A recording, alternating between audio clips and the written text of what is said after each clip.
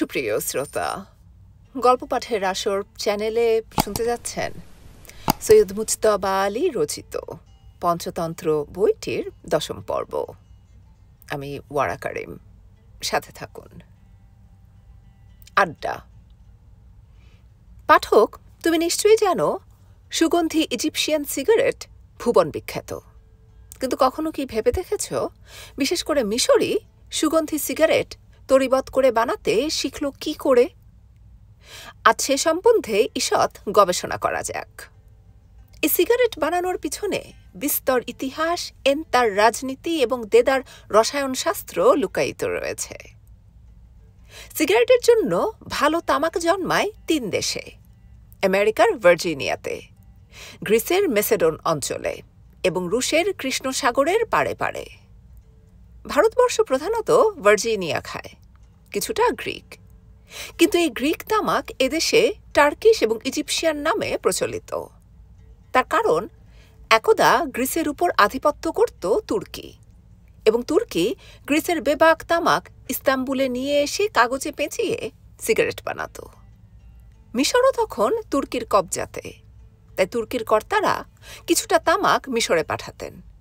মিশরের কারিগররা সেই গ্রিক তামাকের সঙ্গে খাঁটি মিশরের খুশবাই মাখিয়ে দিয়ে যে অনবদ্য রসনলি নির্মাণ করলেন, তাঁরই নাম ইজিপশিয়ান সিগারেট। নিশ্চয়ই লক্ষ্য করেছেন, চায়ের টিন যদি রান্নাঘরে ভালো করে বন্ধ না রাখা হয়, তবে ফোড়নের ঝাঁঝে চা বরবাদ হয়ে যায়। অর্থাৎ কিছু না হোক, খুশবাইটি আতুর ঘরে নুন খাওয়ানো বাচ্চার মতো প্রাণত্যাগ করে। মালজাহাজ লাদাই করা যে অফিসারের কর্ম, তিনিও বিলক্ষণ জানেন।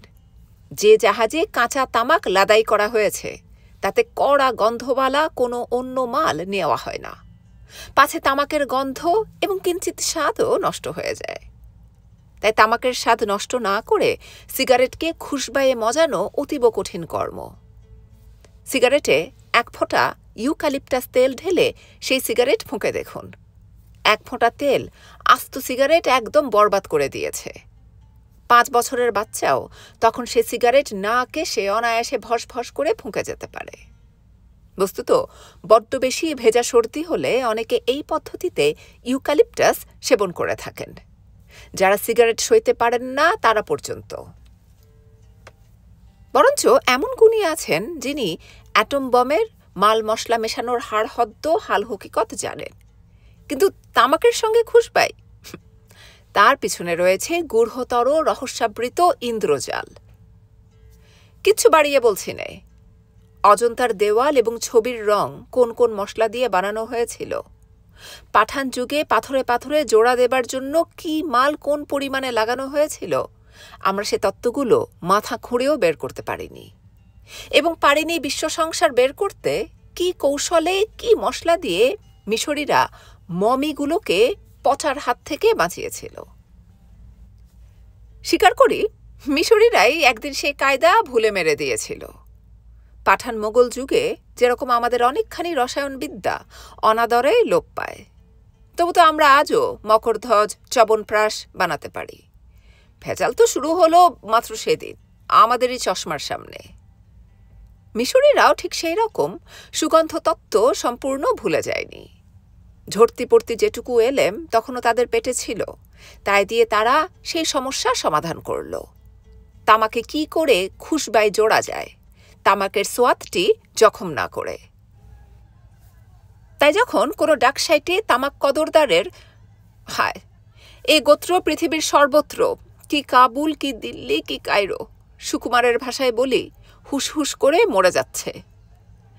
আচ্ছা, যাই হোক, তাই যখন কোনো ডাকসাইটে তামাক কদরদারের তদারকিতে কায়রোর ক্যাফেতে তামাক সাজা হয়, এবং সেই কদরদার যখন সে তামাকের নীলাভ ধুঁটি ফুরফুর করে নাকের ভেতর দিয়ে ছাড়েন, এবং নীল নদের মন্দ মধুর ঠান্ডা হাওয়া যখন সেই ধুঁটির সঙ্গে রসকেলি করে তাকে ছিন্ন ভিন্ন করে ক্যাফের সর্বত্র ছড়িয়ে দেয়, তখন রাস্তার লোক পর্যন্ত উন্নাসিক হয়ে থমকে দাঁড়ায়। পাড় সিগারেট খেকো, পাইকারি সিগারেট ফোঁকা পর্যন্ত বুকের উপর হাত রেখে আসমানের দিকে তাকিয়ে আলহামদুলিল্লাহ বলে, মানে ক্ষুধা তালার তারিফ করে। আর ইলিশের বেলা যেরকম হয়েছিল, এ অধম ঠিক সেই রকম তাজ্জব মানে, বেহেশতের বর্ণনায় এ তামাকের বয়ান নেই কেন? তাহলে পাপ করে নরকে যেত কোন মূর্খ? বাঙালি তার চুলটিকে কেতাদুরস্ত করে রাখতে ভালোবাসে। কাবুলি বেলা অবেলা মৌকা পেলেই তার পায়জারে গুটি কয়েক পেরেক ঠুকিয়ে নেয়। ইংরেজ আয়নার সামনে পেলেই টাইটা ঠিক মধ্যিখানে আছে কিনা তার তদারকিতে ব্যস্ত হয়ে পড়ে। পেশাওয়ারি পাঠানের প্রধান শিরোপীরা তার শিরাভরণ নিয়ে, আর মিশরের চরম দুর্বলতা তার জুতো জোড়াটিকে বালিশ রাখার জন্য। আরবি ভাষায় প অক্ষর নেই, তাই ইংরেজি পালিশ কথাটা মিশরীতে বালিশ রূপ ধারণ করেছে। অতএব ক্যাফেতে ঢোকা মাত্রই ক্যাফের বুট বালিশ অর্থাৎ বুট পালিশ কারণেওয়ালা ছোকরা এসে আপনাকে সেলাম ঠুকবে। আপনি তাকে বিলক্ষণ চেনেন, তাই দাঁত মুখ খিঁচিয়ে বলবেন, যা যা। তার অর্থ, আচ্ছা পালিশ কর। সে 32খানা ঝকঝকে দাঁত দেখিয়ে আপনার বুট বালিশ কর্মে নিযুক্ত হবে। সদস্যদের কেউ বলবেন শুভ দিবস, কেউ একটু মৃদু হাস্য হাসবেন, আর কেউ মুখ খবরের কাগজের আড়ালে রেখে কাগজখানা ঈষৎ দুলিয়ে দেবেন। ইতিমধ্যে আপনার কফি এসে উপস্থিত। ওয়েটার ঠিক জানে আপনি কতটা কড়া, কতখানি চিনি আর কোন ঢঙের পেয়ালায় কফি খেতে পছন্দ করেন। আপনি বলবেন, চিঠিপত্র নেই, অর্থাৎ গৃহিণীর ভয়ে আপনি প্রিয়াকে ক্যাফের ঠিকানা দিয়েছেন। জিজ্ঞেস করলেন, ফোন? আগে না, তবে ইউসুফ বে আপনাকে বলতে বলেছেন তিনি একটু দেরিতে আসবেন, আপনি যেন না যান।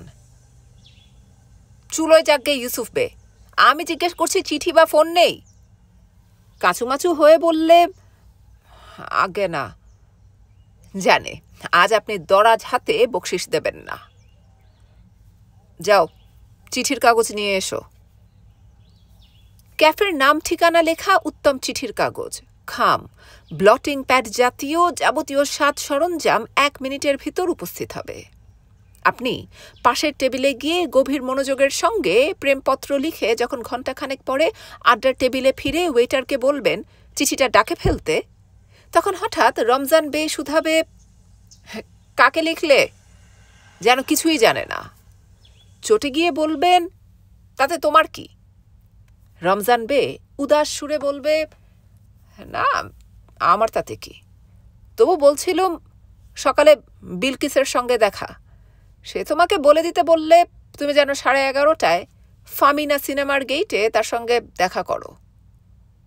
আরও চটে গিয়ে তখন বলবেন, তাহলে এতক্ষণ ধরে সেটা বলনি কেন? 11:30 বাজতে তো এখনো অনেক দেরি।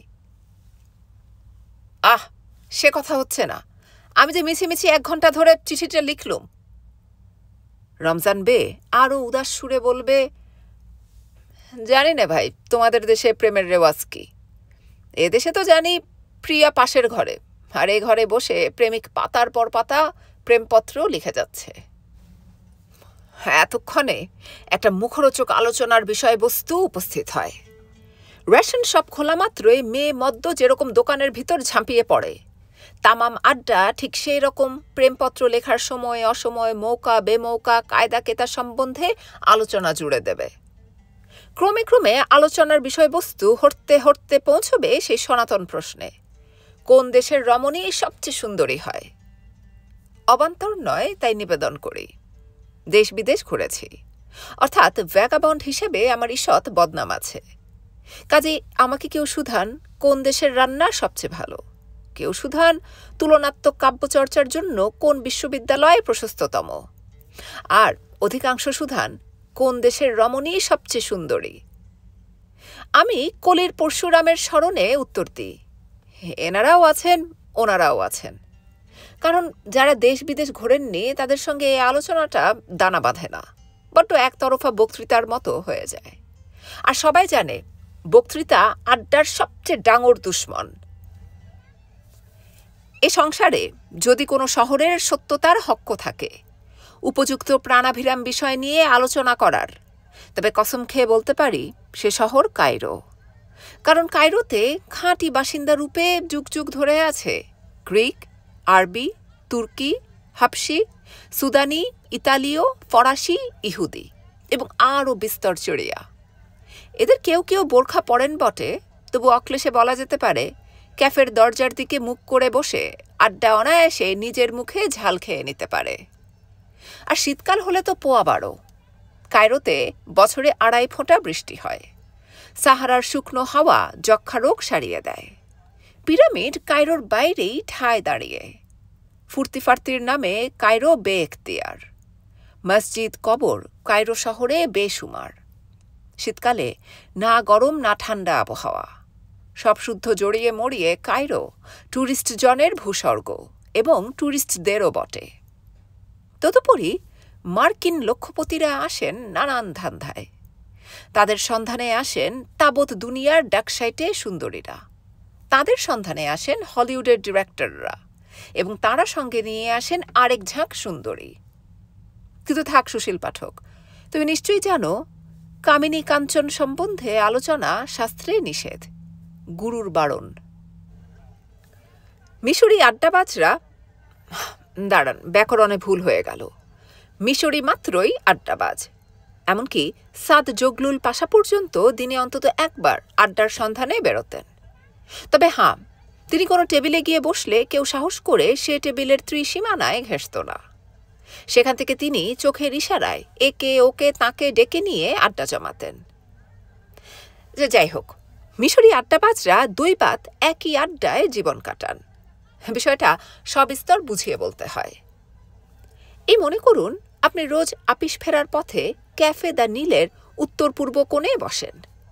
সেই টেবিলটায় আপনার জন 5 দোস্ত বসেন। আড্ডা ফুল স্ট্রেংথ জন 10।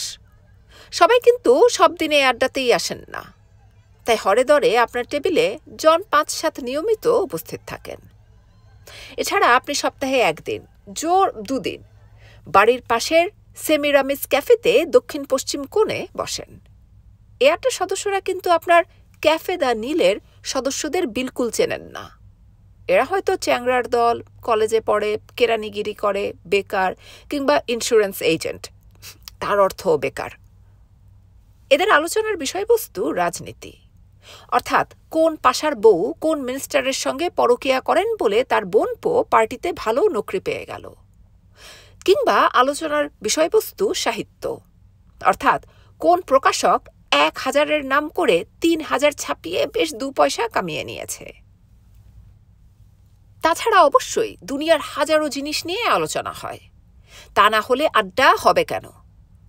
এ আড্ডার সদস্যদের সবাই সব জানতা।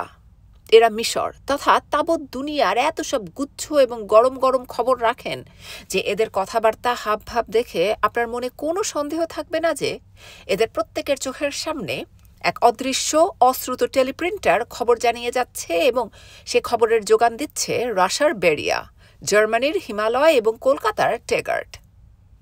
রোজ বাড়ি ফেরার সময় আপনি তাজ্জব মানবেন, এদের সাহায্য ছাড়া মিশর তথা দুনিয়ার বাদবাকি সরকারগুলো চলছে কি করে। আপনার মনে আর কোনো সন্দেহের কোনো অবকাশ থাকবে না যে এদের যদি মস্কো, বার্লিন, লন্ডন, দিল্লির বড় কর্তা বানিয়ে দেওয়া হয় তবে দুনিয়ার কুল্লে সমস্যার সাকুল্য সমাধান এক লহমাতেই হয়ে যাবে। মনে মনে বললেন, হায় দুনিয়া, তুমি জানছো না তুমি কি হারাচ্ছ। আপনি এদের চেয়ে বছর 10 বড়, তাই এরা আপনাকে একটুখানি সমীহ করে, যদিও আর না হয়েই বেড়ে টানে, কারণ এদেশে সেই রেওয়াজটা তেমন নেই। আপনি নিতান্ত বিদেশি বলেই এই আড্ডায় ছিটকে এসে পড়েছেন। এদের কাউকে পয়লা আড্ডায় নিয়ে গিয়ে কোনো লাভ নেই। আমি নিয়ে গিয়েছিলাম, বেচারি সেখানে রাটি কাড়েনি, যদ্যপি দুসরা আড্ডাতে সেই তরপাতও সবচেয়ে বেশি। তাছাড়া আপনি মাসে 1 দিন কিংবা 2 দিন শহর থেকে মাইল 3 দূরে একটা ক্যাফেতে যান। আপনার এক বন্ধু সে ক্যাফেটারই উপরতলায় থাকেন, খাসা জায়গায়, সামনে নীল নদ বয়ে যাচ্ছে। আপনারই বন্ধু এখানকার এই আড্ডার সঙ্গে আপনার পরিচয় করিয়ে দিয়েছিলেন। তাকে প্রথম খুঁজবেন ক্যাফেতে, সেখানে না পেলে অবশ্য তার ফ্ল্যাটে যেতে পারেন, কিন্তু তাতে কোনো লাভ নেই। এ ক্যাফে আপনাকে উদ্বাহু হয়ে অভ্যর্থনা করবে, যেন আপনি অনেক দিনের হারিয়ে যাওয়া ফিরে পাওয়া ভাই। কারণ আপনি এখানে আসেন কালে ভদ্রে। আপনাকে পেয়ে এদের বিশেষ আনন্দ, কারণ পক্ষাধিকাল ধরে তারা যেসব বিষয় কেটে কুটে ঘষে পিষে চাটনি বানিয়ে ফেলেছিলেন, সেগুলো তাঁরা নূতন করে হাঁড়ি কাটে ঢুকিয়ে রামদাও চাবেন। আপনার রায় জানতে চাইবেন। যে রায় দিন না কেন আপনার উদ্ধার নেই। আপনি যদিও গাঁধীর দেশের লোক, আপনি অবশ্য 100 বার ওদের বলেছেন যে গাঁধীর সঙ্গে আপনার কোনো প্রকারে সাক্ষাৎ যোগাযোগ নেই, কিন্তু তাতে করে কোনো ফায়দা ওতরায় না। যদিও আপনার জ্ঞানগম্যিতে কারো কোনো সন্দেহ নেই, কারণ আপনি গুচ্ছ ষষ্ঠেন্দ্রিয় ধারণ করেন ইত্যাদি ইত্যাদি, তবু স্বীকার করতে হবে ইত্যাদি ইত্যাদি। আপনি নির্ঘাত শেষ বাস মিস করবেন। বন্ধুর ফ্ল্যাটে সোফার উপর চতুর্থ জাম যাপন করে পরদিন সকালবেলা বাড়ি ফিরবেন।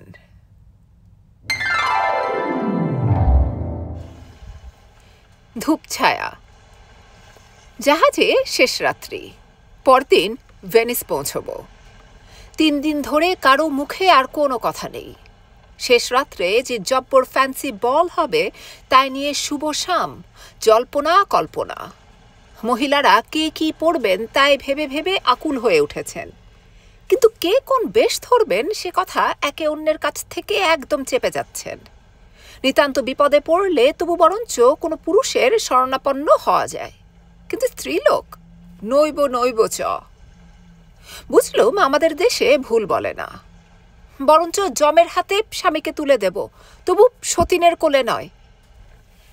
এ স্থলে বরঞ্চ অপরিচিত অর্ধপরিচিত হুলোর সাহায্য কবুল, তবু কোনো মেনির ছায়া মারাবো না। আমি নির্ঝঞ্ঝাট মানুষ, বয়সে চ্যাংড়া। 24 হয় কি না হয়, ভয়ে কারোর সঙ্গে কথা কইনে পাছে এটিকেটের ব্যাকরণ ভুল হয়ে যায়। আমার ক্যাবিনে, বিবেচনা করুন খুদ ক্যাবিনে, ডেকে নয়, লাউঞ্জে নয়, এক গরবিনী ফরাসিনী ভামিনী এসে উপস্থিত। মসিও 3 সত্যি দাও, কাউকে বলবে না তোমাকে যা বলতে যাচ্ছি। বাপমা আদর করে বলতেন আমার নাকি উজ্জ্বল শ্যাম বর্ণ। আমি বিলক্ষণ জানি আমার বর্ণ কি। আমারই এক বন্ধু আমার রং দেখিয়ে দোকানদারকে বলেছিলেন ওই রঙের বুট পালিশ দিতে। লজ্জায় সেই বর্ণ টিকে আগুন ধরার রং চড়ালো। 7 বার খাবি খেয়ে বললুম, ইয়াস ইয়াস, উই উই, বিলক্ষণ বিলক্ষণ। বললেন, আপনার সিল্কের পাগড়িটা 1 রাত্রের মতো ধার দিন। আমার মতো কালো কুচ্ছিতকে তিনি প্রেম নিবেদন করবেন সে দুরাশা আমি করিনি, কিন্তু নিতান্ত গদ্যময়ী পাগড়ি, কে বলে ফরাসিনী সুরসিকা? তা যাকগে, এইটে আসল বক্তব্য নয়, মোদ্দা কথা। এই করে করে ফ্যান্সি বল রূপায়িত হলো। এলাহি ব্যাপার, পেল্লাই কাণ্ড। শিখের বাচ্চা দাড়ি মাড়ি বাগিয়ে ভলগা মাঝির পোশাক পরে নাচছে, চীনা পাজামা কুর্তা পরে নধরা ভিয়েনা সুন্দরীর সঙ্গে। বগলে ঝাড়ু দেবে মেথরানির বেশ পরে ফরাসিনী ধেই ধেই করছেন স্প্যানীয় রাজপুত্রের বেশে মিসকালো নিগ্রোর সঙ্গে। রেড ইন্ডিয়ানের রং মেখে জাপানি তুর্কি নাচন নাচছেন এক পার্সি নারীর সঙ্গে। তার সর্বাঙ্গ প্যাকিংয়ের ব্রাউন পেপারে মোড়া, তদুপরি কালো হরফে লেখা ফ্র্যাজাইল উইথ কেয়ার। কাঁচের বস্তু, ভঙ্গুর, সাবধানে নাড়াচাড়া করো।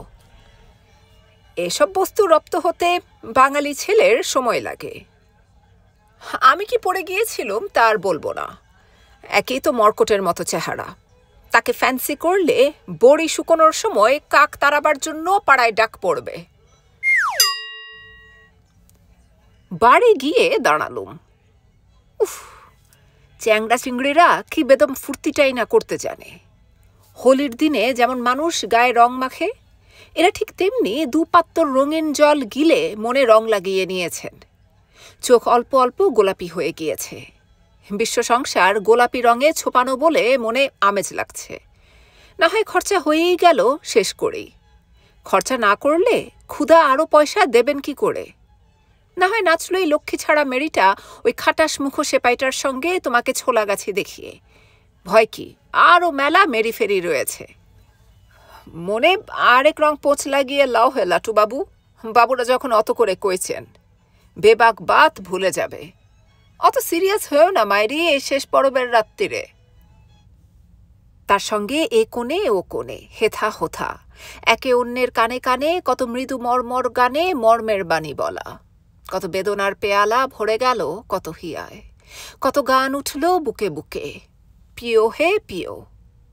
অর্কেস্ট্রা কিন্তু ঢাক ঢোল কত্তাল বাজিয়ে হুঙ্কার দিচ্ছে, ওগো ডনা ক্লারা, তোমাকে আমি নাচতে দেখেছি, ওগো ডনা ক্লারা, তোমার সোনার ছবি বুকে এঁকেছি। বাইরে এসে ডেকের সুদূরতম প্রান্তে একখানা চেয়ার টেনে একলাটি চুপ করে বসলুম। সিগারেটের অত্যাচারে সমুদ্রের লোনা হাওয়া জলসাঘরে নাক গলাতে পারেনি। আমাকে পেয়ে খুশি হয়ে আমার সর্বাঙ্গে আদর করে হাত বুলিয়ে গেল। আজ কি অমাবস্যা? এরকম অন্ধকার শ্রাবণ ভাদ্রের মেঘাচ্ছন্ন অমাযামিনীতেও দেশে কখনো দেখিনি। গাছপালা বাড়িঘর দৌড় যেন খানিকটে অন্ধকার শুষে নেয় বলে ডাঙার অন্ধকার সমুদ্রের অন্ধকারের চেয়ে অনেকখানি হালকা। এখানে দিনের বেলাকার নীল সমুদ্র আর নীল আকাশ রাত্রিবেলায় যেন এক হয়ে মিশে গিয়ে জমে উঠে গড়ে তুলেছে এক ঘন কৃষ্ণ অন্ধ প্রাচীর। না, আরও কাছে এসে আমার চোখে মাখিয়ে দিয়ে গেছে কৃষ্ণাঞ্জন। শুধু চিলিক মেরে যাচ্ছে ক্ষণে ক্ষণে প্রোপেলারের তাড়ায় ভেসে ওঠা ফেনা আর বুদবুদ। ওই ফেনাটুকু মাঝে মাঝে না দেখতে পেলে মনে ভয় জাগত অন্ধ হয়ে গিয়েছি। জলসা ঘরের দিকে ছুটে গিয়ে আলো দেখে সেখান থেকে দৃষ্টিশক্তি ফিরিয়ে আনতে হতো। জাহাজের হৃৎপিণ্ড যেন ধপধপ করছে, তাই অষ্টপ্রহর একটা একটানা মৃদু শিহরণ জাহাজের সর্বাঙ্গে লেগেই আছে। সে শিহরণ এমনিতে দেহে মনে অস্বস্তি জাগায়, কিন্তু আজ এই মৃত্যু অন্ধকারে সে স্পন্দন যেন আমার চৈতন্য বোধকে গভীরতম সুষুপ্তি থেকে বাঁচিয়ে রাখল।